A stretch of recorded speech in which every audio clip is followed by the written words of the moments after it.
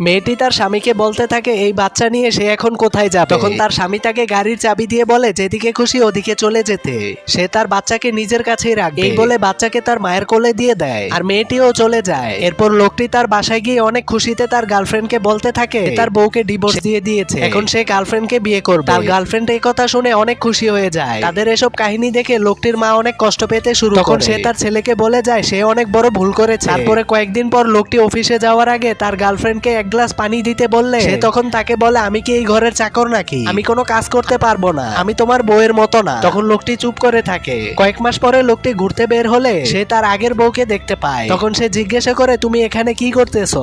এ কথা শুনে তার গার্লফ্রেন্ড বলে কি আর করব, ভিক্ষা করে এখানে। কিছুক্ষণ তার বউয়ের কাছে তার অ্যাসিস্ট্যান্ট আসলে তারা বুঝতে পারে যে এই কোম্পানির মালিক। তখন সে বলে সে এখন থেকে তার বাচ্চাকে তার সাথেই রাখবে। এ কথা বলে সে চলে যায়। তো বন্ধুরা, তোমাদের কাছে ভিডিওটি ভালো লেগে থাকলে একটি লাইক সাবস্ক্রাইব